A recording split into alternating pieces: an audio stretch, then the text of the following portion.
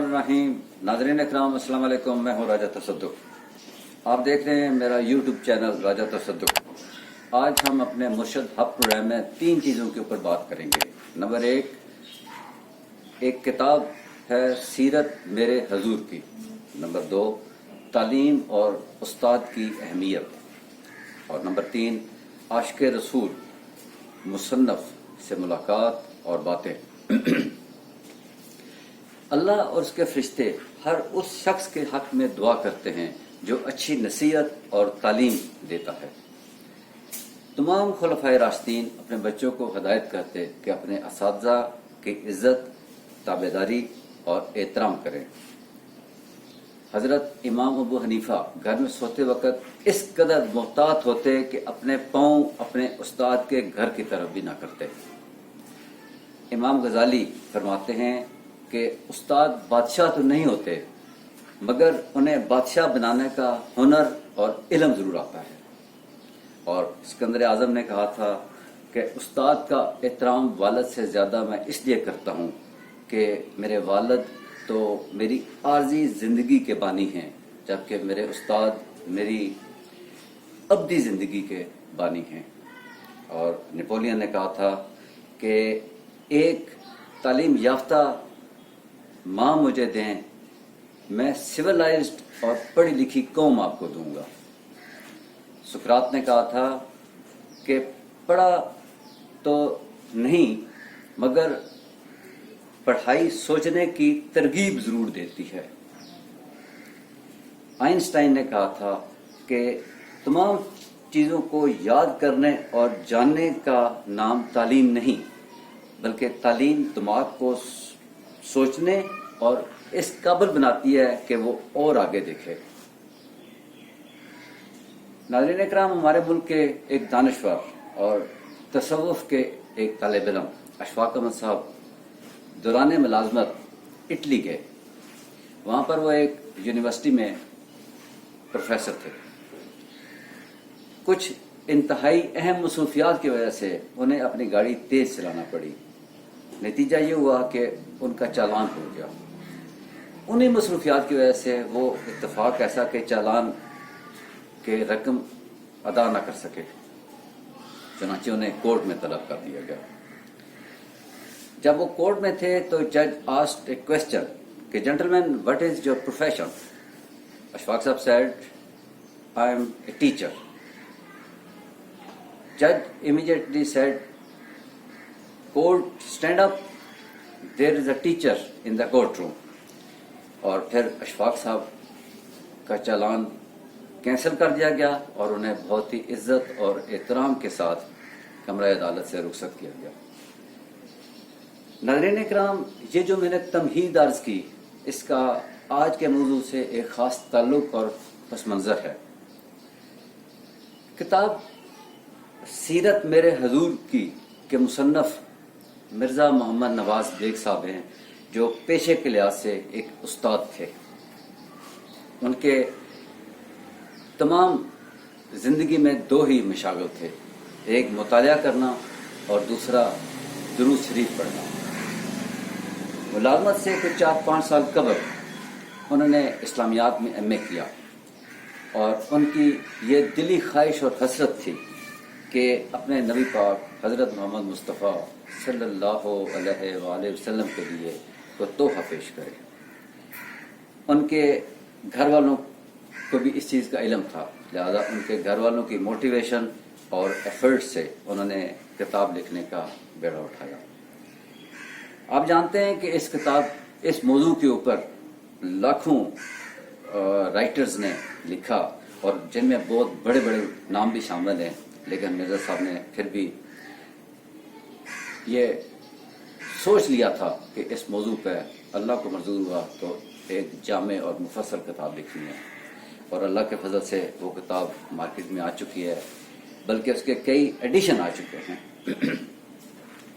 मेरी मिर्ज़ा साहब से ज़्यादा पुरानी ताल्लुक़दारी तो नहीं, लेकिन मैं पहली ही मुलाकात में उनकी पुरकशिश शख्सियत के सैर में आ गया था और बेहद मुतासिर हुआ था।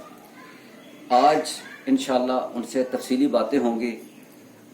उनके कमरे की भी मैं आपको कुछ अहम तरीन चीज़ें दिखाऊंगा और फिर उनसे इश्क मुस्तफ़ा हज़रत मोहम्मद मुस्तफ़ा सल्लल्लाहु अलैहि वसल्लम के बारे में बड़ी दिलचस्प बातें होंगी। आपसे दरख्वास्त है कि इस वीडियो के एंड तक हमारे साथ रहिएगा।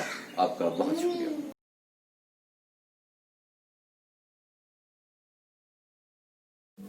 नाज़रीन इकराम, इससे कबल कि मैं आपकी मिर्ज़ा नवाज बेग साहब से मुलाकात कराऊं, मेरी ख्वाहिश है कि मैं आपको उनका खुसूसी कमरा, जिसे आप बेडरूम ओब्लिक स्टडी रूम कह सकते हैं, वो दिखाना चाहता हूं। उसकी भी कोई खास वजह है। ये अभी आप उनकी लाइब्रेरी देख रहे हैं और इसमें आप नोट करेंगे कि इसमें सब की सब इस्लामिक किताबें हैं।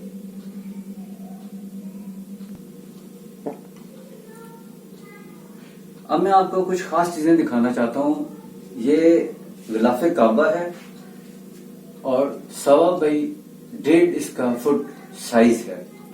इसमें कोई जोड़ नहीं है और कोई पैबंद नहीं है। ये अल्लाह ताला ने इन्हें खुसूसी तौर पर तोहफा दिया। ये जो अब आप देख रहे हैं, ये हमारे नबी पाक हजरत मोहम्मद मुस्तफ़ा सल्लल्लाहु अलैहि वसल्लम के मोए मुबारक हैं।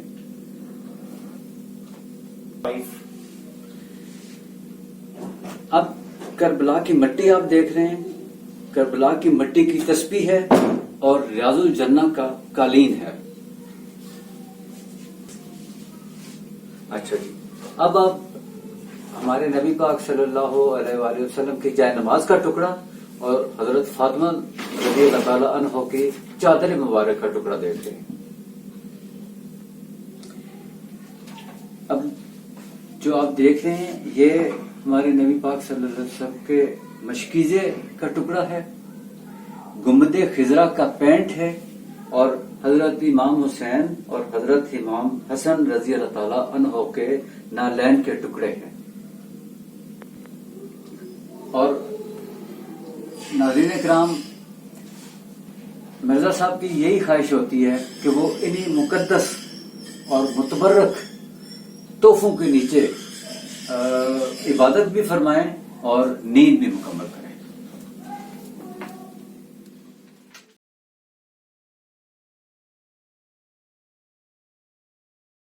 नाज़रीन इकराम, मैं आपके और मिर्जा नवाज बेग साहब के दरमियान ज्यादा देर हायल नहीं होना चाहता। सर, मैं आपका बहुत शुक्रिया अदा करता हूं, आपने हमें अपना कीमती वक्त दिया। मैं आपसे सबसे पहले ये जानना चाहूंगा कि एक उस्ताद से लेके एक माया नाज मुसन्नफ तक, माशाल्लाह आपकी किताब सीरत मेरे हजूर की, उसने अपनी शोहरत में बड़ी बुलंदी हासिल की। ये सफर कैसा रहा, इस पर जरा कुछ रोशनी डालें। जैसा कि मैं किताब के पेश लफ्ज़ में लिखा है कि कोई अदबी ज़ौक़ बचपन से ही था। तो मैं गालिबन 7वीं जमात का सालाना इम्तिहान दिया। तो उस सालाना इम्तिहान के उर्दू में पेपर में था कि अपने खुद साख्ता शेर लिखें। अच्छा, तो मुझे क्या पता खुद साख्ता क्या होता है। यानी मैं मिलाने तबा के सिलसिले में बात कर रहा हूँ। तो मुझे आज भी याद है कि उस्ताद मोहतर ने मुझे बुलाया, जब मैं शेर लिखा तो उन्होंने पढ़ा ना, मुझे बुलाया कि ये कैसे तुमने लिखा। शेर था कि सोबते बदमनू का बेटा शान पैगम्बरी खो बैठा, सगे असहाब सगे काह नेकों में नेक हो बैठा। तो ये शेर था। यानी वो आहिस्ता आहिस्ता ये सफर चलता रहा। रिटायरमेंट के बाद मुझे मेरे बच्चों ने, सभी ने, बेटी ने मजबूर किया कि आप सारा दिन पढ़ते रहते हैं। जुनून किया तक पढ़ना शुरू कर दिया। तो हमें कोई बताएं क्या पढ़ते हैं। मैंने कहा ज़बानी जिस वक्त जो बात करना है, कहीं तहरीरी अमली शक्ल में दे। तो उन्होंने मुझे ये इस तरह मायल किया और मैं 10 साल जो है वो लगे मेरे इस काम में, तालीफ करने में, तहकीक करने में, पढ़ने में, बस 10 साल सब। माशाअल्लाह। پھر علماء کے سامنے جب پیش کی تو انہوں نے 2 سال مجھے خوب رگیدا، یہ کیا لکھا ہے، یہ کیا لکھا ہے، یہ کیا لکھا ہے۔ بہرحال وہ مرائل بھی الحمدللہ، تو یہ یوں سمجھے کہ 12 سال بعد میں سے قابل ہوا۔ جب یہ قابل ہوا تو مجھے یہ دل کا مسئلہ ہو گیا، تو میں بائی پاس کرایا، اور میری خواہش تھی کہ یہ جلد از جلد، پبلشر نے مجھے رف پروف کے لیے دی، میں نے کہا یار میں نے کہا کہ زندگی کا کوئی پتہ نہیں ہے، تو میں ایک دفعہ اپنی آنکھوں سے اپنا نذرانہ عقیدت آقا علیہ السلام کے حضور، جو اللہ رب العزت نے مجھے خصوصی توجہ کرم فرما کے یہ عطا کیا سعادت جو ہے، تو اس میں رف پروف ریڈنگ بھی میں مکمل نہ کر سکا، میں نے یار میں نے یوں کر چھپ، تو اس میں کتابت کی بے شمار غلطیاں تھیں، جس کی وجہ سے میں سیرت النبی کے مقابلے میں جو کتابیں شامل ہوتی ہیں وہاں نہ بھیجا، اور میں دانستہ اس غلطی کی وجہ سے، تو پھر میں نے جلد از جلد دوسرے ایڈیشن کی تیاری، اس میں غلطیاں کوتاہیاں دور کرنے کی کوشش کی، اپنی طرف سے کوشش کی ہے، اللہ رب اس خاص اس بات کی خصوصیت جو ہے وہ یہ ہے کہ میں نے جب بھی لکھا ہے تو آدھے صفحے سے لے کے 2.5 صفحے تک لکھا ہے، اور ہر دفعہ لکھنے سے پہلے ایک تسبیح درود شریف کی پڑھ کے پھر لکھا ہے۔ صرف ایک دفعہ میں نے 43 مرتبہ درود شریف پڑھا ہے، وہ اس لیے کوئی ذہن میں خیال تھے، کوئی نقطے آئے ہوئے تھے، تو میں نے کہا کہیں وہ بھول نہ جاؤں، اس لیے جلدی میں نے نا وہ، ورنہ الحمدللہ میں نے ایک تسبیح درود شریف پڑھ کے اس کے بعد لکھا ہے۔ ماشاء اللہ۔ سر آپ کی کتاب سے آغاز کرتے ہیں، ہمارے نبی پاک حضرت محمد مصطفیٰ صلی اللہ علیہ وآلہ وسلم کی عمر 6 سال تھی، آپ کی والدہ محترمہ آپ کو لے کے مدینہ منورہ گئیں، آپ کے والد صاحب کی قبر دکھانی تھی اور آپ کے ننیال سے ملاقات کرانا تھی۔ تقریباً وہ 1 ماہ انہوں نے قیام فرمایا، جب واپس آئے تو مدینہ سے آتے ہوئے تقریباً 40 میل کے دور ایک بستی میں وہ آ کے بیمار ہو گئیں، اور حضرت آمنہ ان کی والدہ صاحبہ کی وفات ہو جاتی ہے۔ اس کے بعد کا ایک بڑا ایک جذباتی سا منظر ہے، آپ اپنی زبان میں تھوڑا سا اس کے اوپر روشنی ڈالیں گے؟ دیکھیں جی، یہ جو واقعہ ہے نا، وہ اس وقت 3 ہستیاں تھیں ہم سفر، آقا علیہ السلام کی والدہ ماجدہ، آقا علیہ السلام جن کی عمر مبارک 6 سال تھی، آپ نے ابھی، اور آپ کی ملازمہ ام ایمن رضی اللہ تعالیٰ۔ تو بظاہر یہ لگتا ہے کہ آپ کی یہی لکھا جاتا ہے، لکھتے ہیں، میں نے بھی یہی لکھا ہے کہ چند دن بیمار رہ کے فوت ہو گئی۔ فوت ہو گئی وہ ماں جس کا 6 سال کا معصوم بچہ پاس ہے، صحرا میں پہاڑوں میں وہ ہیں، کوئی اور آس پاس اڑوس پڑوس نہیں ہے، دنیا میں ان کا کوئی سہارا نہیں، بہن نہیں، بھائی نہیں، والد نہیں، کوئی عزیز رشتہ دار نہیں، بدحالی جو ہے رشتے وہ ایک طرف۔ تو اس ماں کے دل کی کیا کیفیت ہوگی کہ میں اپنے اس معصوم بیٹے کو کس کے حوالے کر کے جا رہی ہوں، اور پھر وہ بچہ جو ابھی معصوم ہے،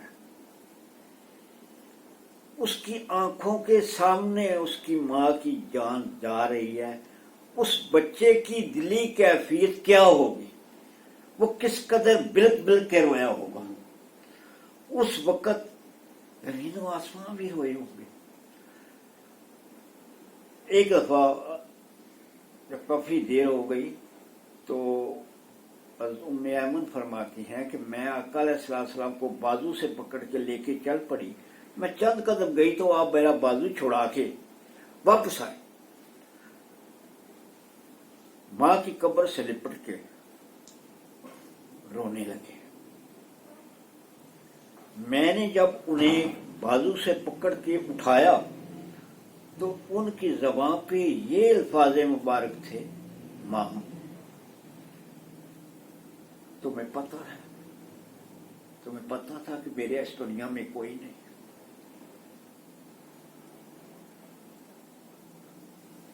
अब मुझे किसके सहारे छोड़ के जा रही है। ये अल्फाज मुबारक थे। उस वक्त जमीन से लेके आसमां तक क्या आलम होगा। बजाय तो ये सादा अल्फाज है कि चांद रहे। अब वो संगलाख चट्टाने, ये खुदा इतने नहीं खुल सका। संगलाख चट्टाने, मक्का मुकरमा की पहाड़ियां देखें, 29 किलोमीटर है अबवा। ऐसा पता चलता है कि पूरा मक्का एक ही चट्टान से बना हुआ है, एक ही पत्थर से। तो ये जब ये खुदाइयां वगैरह करते हैं ना, तो पता चलता है कि वो एक ही पत्थर है। तो उस बेआबो गया जगह पे उन पहाड़ों के दरमियान ऐसे दो चोटियां नहीं, उस ऊपर से ऐसे होती है। लहद मुबारक किसने खोदी? वो तो बूढ़ी थी अगर तुम में अमल। ये आका मासूम बच्चे थे 6 साल के। तो कब्र किसने खोदी? कैसे खोदी? किसने कफन दफन किया? क्या हुआ? ये अल्लाह रब्बुल इज्जत की कुदरत का करिश्मा है, एक असरार है, ये एक खुदा है जो अब तक नहीं हो सका। सर जरा थोड़ा सा और आगे चलते हैं। हमारे नबी पाक सल्लल्लाहु अलैहि वसल्लम की उम्र 25 साल है और शादी का प्रोग्राम बन जाता है हजरत खदीजातुल कुबरा रज़ियल्लाहु अन्हा से। उम्र का भी फर्क है, समाजी स्टेटस का भी फर्क है। इसके ऊपर जरा आप अपने अंदाज में कैसे बात करना चाहेंगे? सर बात यह है कि नबी पाक सल्लल्लाहु अलैहि वसल्लम की जात अक़दस जो है रहमतुल्लाह अलमीन खातिमुल नबी, आपने उस वक्त से लेके क़यामत तक एक चार्टर दे रहे हैं कि हमने जिंदगी किस नहज पे, किस पैटर्न पे गुजारनी है। ये सब कुछ कुदरत की तरफ से था कि अरबों में तो ये रिवाज नहीं था कि अपने से बड़ी उम्र से शादी करने का। लेकिन ये नबी पाक सल्लल्लाहु अलैहि वसल्लम की हयात मुबारका को अगर देखें, स्वाय हज़रत उम्मुल मोमिनीन आयशा सिद्दीक़ा रज़ियल्लाहु अन्हा की तमाम शादियां आपने कुछ बेवाओं से, कोई बाल बच्चेदारों से, ऐसी बीवियों से की। वो एक माशरती जरूरत थी, उनकी समाजी जरूरत थी। इस्लाम के फरोग के लिए चाहिए थी कि ऐसी तरबियत याफ्ता खवातीन भी उनके पास हो जो कि औरतों को भी तालीम दे, उन्हें भी जिंदगी में।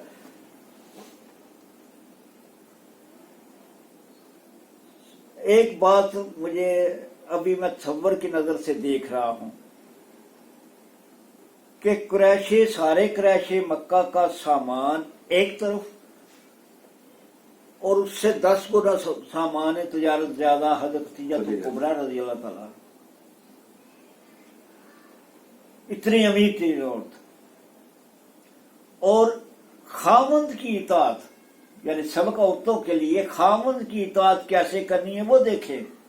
हंडिया चूल्हे पे रखी हुई है, उसमें चमड़ा उबाल रही हैं, खुद भी खाएगी और अपने खामंद मोहतरम को भी देगी। दरख्तों के पत्ते वो उबाल रही हैं, खुद भी खाएंगी, अपने प्यारे महबूब को भी देगी। तो सब कुछ आका अलैहिस्सलाम पे कुर्बान कर दिया। खामंद की इताअत ऐसे कि लाखों करोड़ों का सामान तजारत है, सब कुछ दे दिया आका अलैहिस्सलाम को। यह है खामंद की इताअत। मिर्जा साहब, हमारे नबी पाक हजरत मोहम्मद मुस्तफ़ा सल्लल्लाहु अलैहि वसल्लम की 40 साल की जिंदगी एक खुली किताब की तरह है और उसके बाद फिर माशाल्लाह ऐलान नबूवत होता है और फिर कुरान का नज़ूल माशाल्लाह शुरू हो जाता है। नबी पाक के दो बहुत बड़े दुश्मन थे, एक अबू जहल और एक अबू लहब, जबकि अबू लहब आपके चचा भी थे। लेकिन कुरान पाक में सूरत अबू लहब के ऊपर आती है, इसकी कोई खास वजह है और इसका पस मंजर क्या है? देखो ये बात यह है कि तारीख इस्लाम का मुताला करें ना, तो पता करें कि इस्लाम का सबसे बड़ा दुश्मन कौन था, तो वो अबू जेल का नाम आएगा। बिल्कुल ठीक। अबू लाब का नाम किसी ने नहीं लिया। बिल्कुल ठीक। अबू लाब जो है उस सूरत उसके बारे में सजा के बारे में नाजुल हुई। दुश्मन सबसे बड़ा तारीखी कुतुब के मुताबिक तो अबू जेल था, तो ये किधर फंस गया? बिल्कुल। बात यह है कि उस वक़्त मुख्तलिफ कबाइल आते थे हज और उम्रा के लिए, तो ये मौजूदा तर्ज की तो रिहायशें नहीं थी, वो खैमे वगैरह साथ होते थे, खाने पीने का सामान वो मुख्तलिफ जगहों पे अपने अपने डेरे लगाते थे। तो नबी पाक सल्लल्लाहु अलैहि वसल्लम एक एक कबीले के पास तबलीग के लिए जाते थे। बिल्कुल। जब एक काफिले को वकीलों को आपने दीन इस्लाम की दावत दी, कुछ देर वहां रुके, तो उसके फारूक होकर दूसरे की तरफ गए और वो देखे ये कौन है, ये एक शख्स है बड़ा सेहतमंद, रंग उसका गोरा, ये गाल जो है वो अंगारों की तरह सुर्ख हैं, सर के बालों की 2 चोटियां की हुई, आंखें नीली, बड़ा कड़ियल जवान, ये उनके पास पहुंच जाता है और उन्होंने कहता है कि अभी जो आदमी आपके पास कुछ बातें करके गया है ना, ये मेरा भतीजा है, नऊज़ुबिल्लाह मिन ज़ालिक, लेकिन झूठ बोल रहा है। तो उसने दाहश की और कैसरो कसरा की दास्तानें जो है, अल्फ लैली दास्तानें, वो सुनानी शुरू कर दी। उनका जहन दूसरी तरफ। अब ये घर की गवाही थी, नऊज़ुबिल्लाह मिन ज़ालिक के झूठा है, तो उसका भी एक असर होता है बहरहाल। तो इसके फंसने की ये वजह थी कि पूरा क्रैशे मक्का कुफार जितने भी हैं वो तो नबी पाक सल्लल्लाहु अलैहि वसल्लम को सादिक और अमीन कह रहे हैं। बिल्कुल सही। ये वह शख्स है जिसने झूठा कहा। तो इलाहुल आलमीन भी अपने गैज़ो गज़ब में आ गए और आयत। और एक अजीब बात यह है कि ये आयत नाज़िल होने के 10 साल बाद तक वो जिंदा रहा है। अबू लहब सुनता रहा है, दिल में ये भी था, कई दफा इज़हार भी उसने किया, जो बात करते हैं वो नहीं ऐसे ही है। तो इस्लाम कबूल करता है, नऊज़ुबिल्लाह, कुरान झूठा हो जाता है। बिल्कुल सही बात। लेकिन कैसे हो सकता था? सही बात।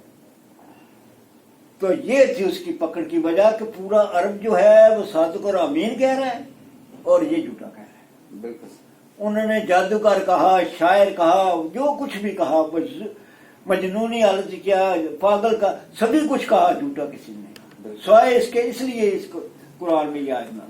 बिल्कुल सही।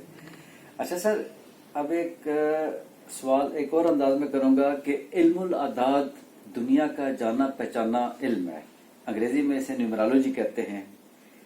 कुरान पाक के बारे में ये तकरीबन सभी दानश्वर और साइंसदान ये तस्लीम करते हैं कि इसकी बुनियाद भी साइंस पर है और न्यूमरोलॉजी पर है।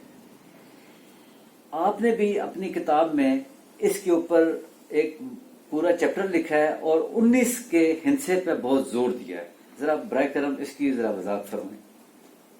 ये सूरह मुदस्सिर की आया मुबारका है, जिसका गालबन 30 या 31 है सूरह मुबारक, आयत मुबारका। तो है अलहद साथ आशारा कि हमने वो कुफार के बारे में बात हो रही है कि दोज़ख में डाला है और उन पर 19 दरोगे हमने मुकर्रर कर रखे हैं, यानी फरिश्ते वो दोज़ख के गिर्द باہر تک کوئی نہ نکل سکے، جس میں ہیڈ کانسٹیبل ان کے ہیں امام مالک اور 18 ان کے مہتا ہے۔ اب یہ جو لوگ کہتے ہیں کہ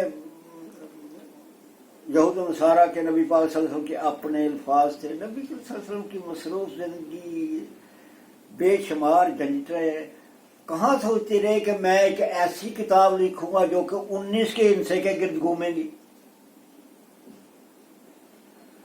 اب بسم اللہ الرحمن الرحیم سے شروع کرتے ہیں، بسم اللہ بے سے شروع کر کے الرحمن الرحیم میم پہ ختم کرے، یہ 19 ہندسے بنتے ہیں، الفاظ بنتے ہیں 19، کہ ہم نے 19 دروگے مقرر کر رہے۔ قرآن پاک سورہ مبارکہ 114، 19 کو 5 سے ضرب دے 114 بنتا ہے۔ اب ہر سورت سے پہلے، ہر قرآن سے پہلے قرآن بسم اللہ الرحمن الرحیم، وہ سورہ توبہ میں نہیں ہے، بالکل صحیح۔ تو اس کمی کو ایسے پورا گیا کہ سورہ نمل میں حضرت سلمان علیہ السلام خط لکھتے ہیں تو پہلے بسم اللہ الرحمن الرحیم سے شروع کر کے وہ 114 کی انتہا پہلی آیت مبارک نازل ہوتی ہے اقرا بسم ربک الذی۔ تو اب آپ اس کو جو موجودہ ترتیب جو آقا علیہ السلام کی متعین کی ہوئی ہے، دی ہوئی ہے، وہ دیکھا تو آیت نمبر 96 ہے، اور اس کے بعد اگر الٹی گنتی چلے تو 14 بنے تو پورے آتے، وہ بھی ایسے۔ بالکل صحیح، یہ ہے 19 کا چکر، یعنی پورا قرآن 19 کے عرصے کی۔ بالکل صحیح۔ اچھا سر، اب ہجرت کا وقت آ جاتا ہے جی، تو آپ نے طے شدہ پروگرام کے مطابق نکلنا ہے، آپ کے پاس بہت زیادہ امانتیں ہیں، آپ حضرت علی رضی اللہ تعالی عنہ سے فرماتے ہیں کہ یہ امانتیں آپ نے صبح دینی ہیں اور پھر اس کے بعد ہمیں مدینہ کے راستے میں جوائن بھی کرنا ہے۔ یہاں میں 2 سوال کروں گا۔ نمبر 1 کہ حضرت علی رضی اللہ تعالیٰ کو کیسے معلوم چلے گا کہ یہ امانتیں کس کس کی ہیں؟ نمبر 1۔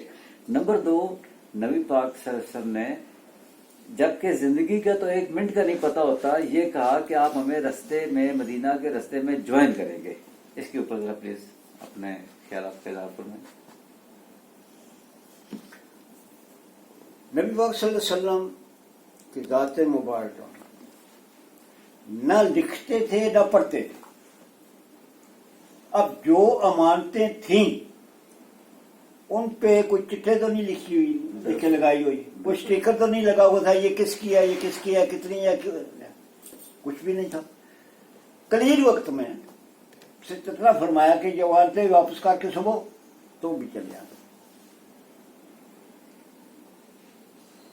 ایک کافر جو ہے صبح حضرت علی کا پاس آیا اور کہنے لگا، حضرت علی کرم اللہ وجہ کریم کے پاس، کہ میری کوئی امانت نہیں تھی لیکن میں مدعی ہوں گا کہ میری اتنی امانت تھی، مجھے دے، آپ مجھے کیا جواب دیں؟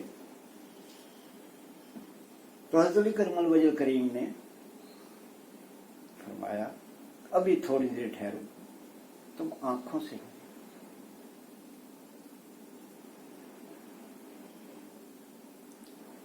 چنانچہ آپ نے وہ امانتیں ساری اٹھا کے دیوار کعبہ کے ساتھ رکھ دی۔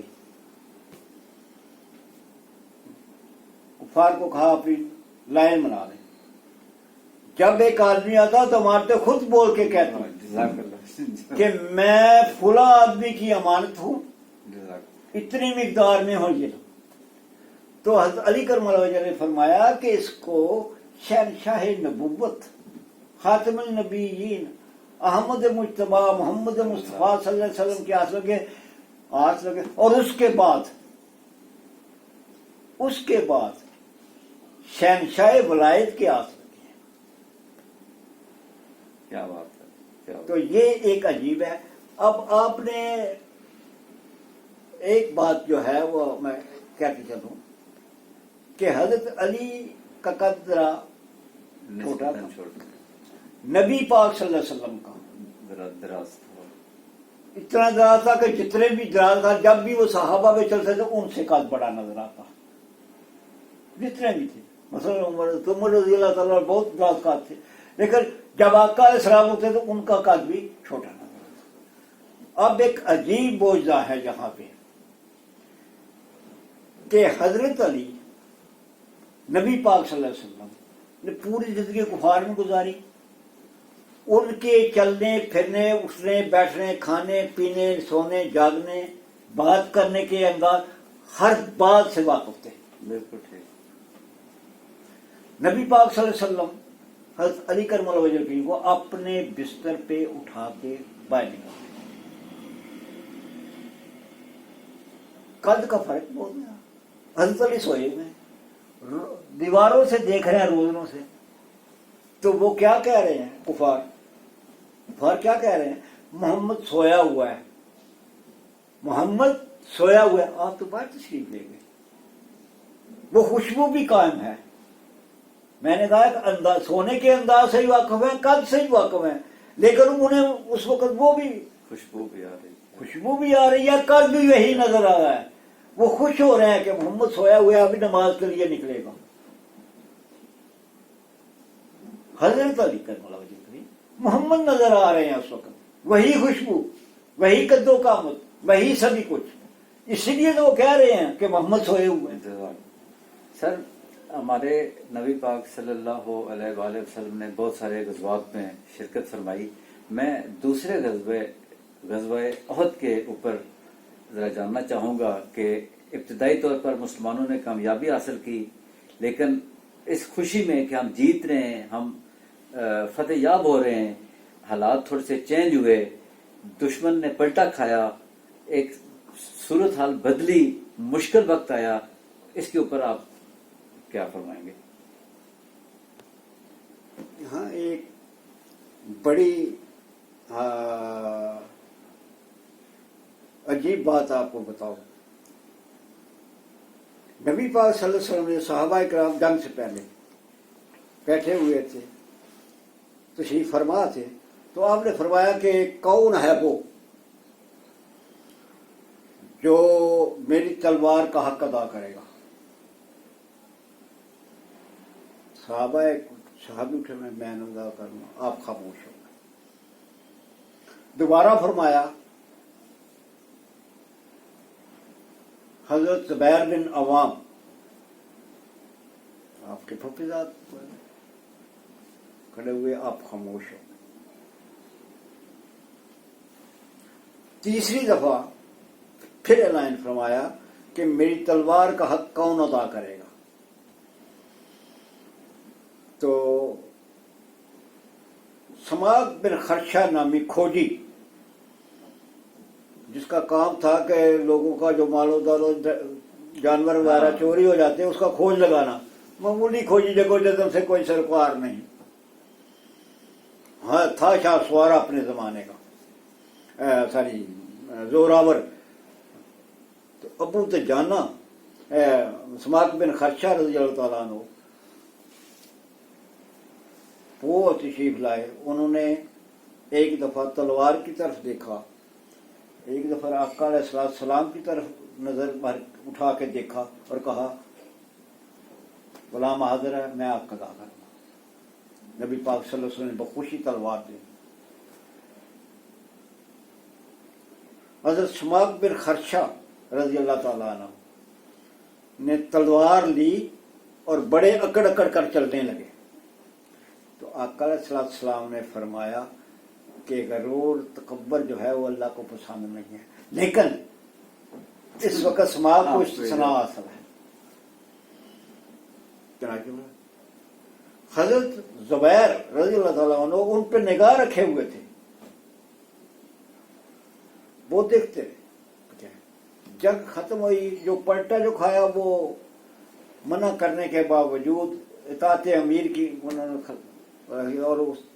और खालिद बिन वलीद ने देखा वो दर्रा खाली है तो पीछे से उन्हें हमला किया। तो बड़ी दर्दनाक पोजीशन बनी जिसमें 70 साहबा शहीद हुए جبکہ کفار کے مرنے والوں کی تعداد 23 بھی ہے روایت، 25 بھی ہے اور 26 بھی ہے، مسلمان 70 شہید ہوئے۔ جنگ ختم ہونے کے بعد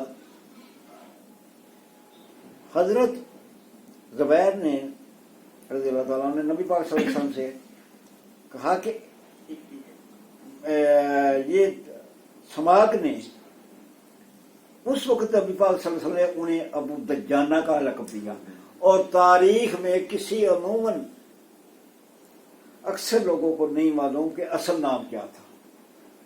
نام ان کا ابو دجانہ، میں بھی یہ کافی عرصہ کوشش کرتا رہا کہ ابو دجانے کے معنی کیا ہیں، تو پتہ چلا کہ باطل پر کیر بن کر نازل ہونے والے کو ابو دجانہ کہتے ہیں۔ تو انہوں نے کہا، یہ شکایت کی کہ ایک سپاہی جب بھی ان کے تلوار کی زد میں آیا انہوں نے چھوڑ دی۔ یہ کیا ہو؟ نبی پاک صلی اللہ علیہ وسلم مسکرائے، انہوں نے کہا سماک کو بلاؤ، ابو دجانہ کو بلاؤ، اسی سے پوچھ لیتے ہیں۔ ہاں جی یہ آپ کے بارے میں ہے کیا ہے؟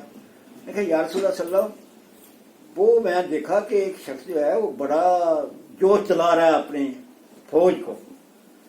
میں جب اس کے پاس گیا تو اس نے اپنا نقاب اٹھ دیا تو وہ ہندا تھے۔ اب اس تلوار کی یہ شان نہیں ہے کہ ایک عورت پہ اٹھے۔ تو وہ ان کی طرح کی مطلب اپنے اطاعت امیر کی اصل چیز اطاعت امیر ہے، اس کی یہاں ایک بڑا نقطہ ہے کہ نماز پڑھتے ہوئے ہم میں سے اکثر چند سیکنڈ کا جو ہے وہ غلطی کر جاتے ہیں کہ امام کے اللہ اکبر کہنے سے رکوع پہ ہے نا، تو اللہ اکبر کہنے سے اس سے پہلے جو ہے وہ چند سیکنڈ ہیں اس میں جھک جاتے ہیں۔ یہ بھی امیر کا مسئلہ ہے، بالکل نماز یہی سکھاتی ہے۔ بالکل بات سیرت مصطفیٰ صلی اللہ علیہ وآلہ وسلم کی ہو، بات محسن انسانیت کی ہو، بات امت مجتبیٰ کی ہو، بات محبوب رب العالمین کی ہو، تو مختصر وقت میں اس کا احاطہ کرنا تو بہت مشکل ہے۔ ہم نے پہلے گزارش کی کہ مرزا صاحب کا وقت بڑا قیمتی ہے اور انہیں ریکویسٹ کی ہے، تو میں گفتگو کو آخر کی طرف لے کے جاتے ہوئے آپ سے سر یہ پوچھنا چاہوں گا کہ غزوہ حنین ہمیں مختلف طرح کے سبق دیتا ہے۔ میں آپ ہی کی زبانی سننا چاہتا ہوں کہ اس کے اوپر اپنے خیالات کا اظہار فرمائیں۔ حضرت علامہ اقبال رحمۃ اللہ علیہ فرماتے ہیں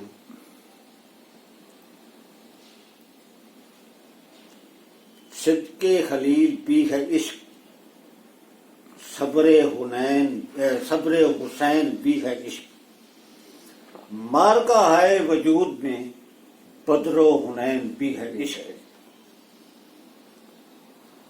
صدق خلیل تو واضح ہے کہ ان کا اللہ رب العزت پہ کتنا یقین کامل تھا کہ آپ اس منجنیق آج کل کے کنویر کے اوپر بیٹھے ہوئے ہیں، نیچے 30 گز لمبا، 20 گز چوڑا،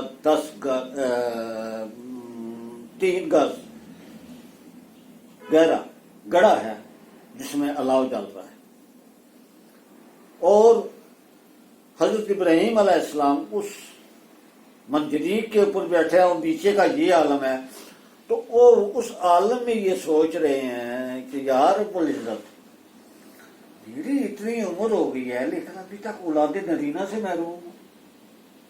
یہ ہے صدق، یعنی ان کا دھیان ہی نہیں ہے کہ میں کہاں بیٹھا ہوں، کس پوزیشن میں ہوں۔ ظالم نے اشارہ کرنا ہے اور گڑھے میں گر جانا ہے، دھیان ہی نہیں ہے کہ پیچھے کیا ہے اور ادھر کیا ہے۔ جو یہ سوچ رہے ہیں یعنی انہیں یہ یقین کامل ہے کہ اگر اللہ رب العزت نے میری زندگی رکھی ہوئی تو یہ میرا کیا بگاڑ سکتے ہیں۔ صبر حسین بھی ہے عشق، حسین محرم بھی ہے، عالی مقام علیہ السلام کا مقام کو کیا سمجھ؟ سردار ندار در دست یزید حقا کے بنا لا الہ حسن حسین دے کے سب کچھ رائے خدا تے کہن لگا پیاریا میں کی دتا تیرا دتا تیرے اتوں آ رہا. چھوٹی جہی ننی جہی قبر بنا کے تے ننا علی اصغر جسے حسین دفنا دیتا. اے لے مالکا جویں رضا تیری چولی چھنڈ حسین اکھا دیتا. صبر حسین. اب آگئی بدر و حنین. یہ حضرت علامہ صاحب نے یہ کیا ٹڈی مار دی کہ بدر کا بھی ذکر کیا اور آخر میں حنین لے گئے, درمیان میں احد کے در گئی, خندق کے در گئی, دوسری لے گئے. کیا وہ عشق سے خالی تھی؟ نہ, یہ نہیں. بدر عشق نبی صلی اللہ علیہ وسلم سے بھرپور دلوں میں.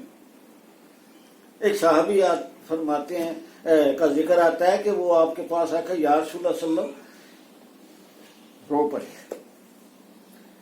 میدان جنگ میں جانا ہے, کوئی چیز نہیں میرے کو, کوئی ہتھیار نہیں میرے پاس.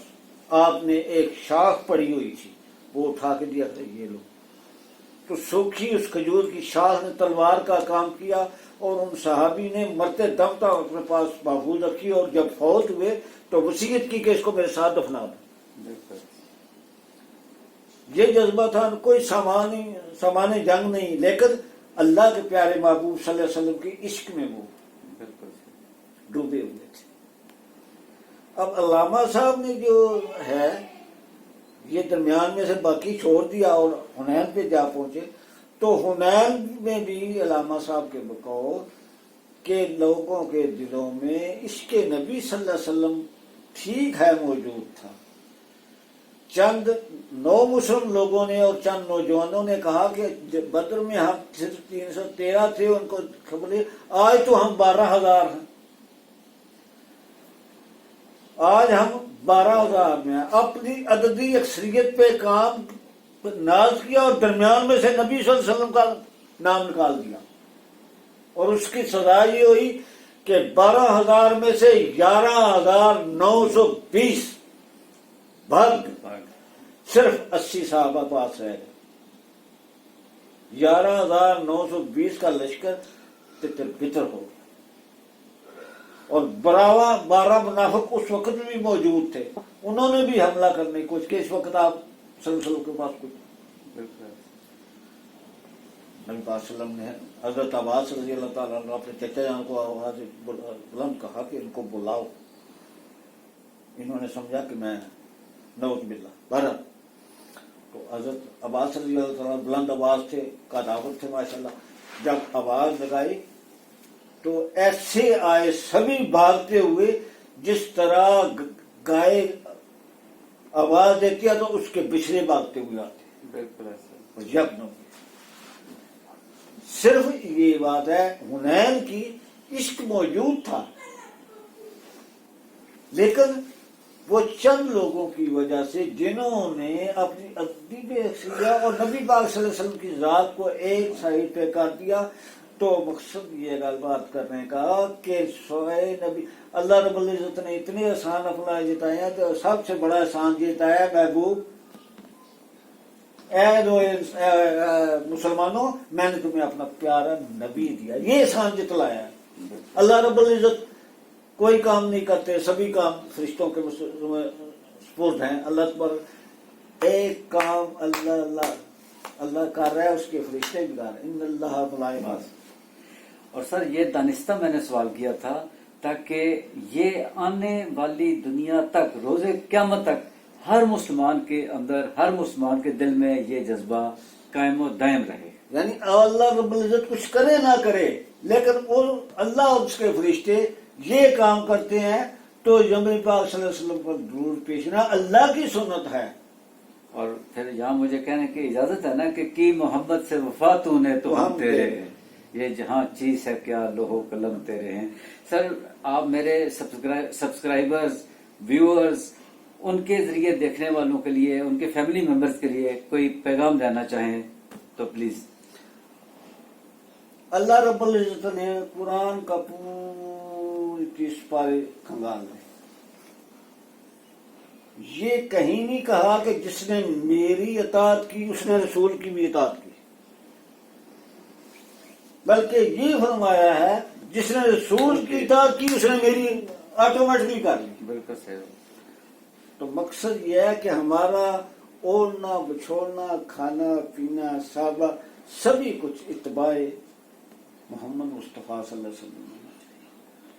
ہمارا اوڑھنا بچھوڑنا ان کا یہی دنیا اور آخرت کا ہمارے پاس سرمایہ ہے. مرزا صاحب آپ کا بہت بہت شکریہ، آپ نے وقت دیا، آپ نے اتنا اہتمام کیا، آپ کا سب چیزوں کا بے حد دل کی گہرائیوں سے شکریہ.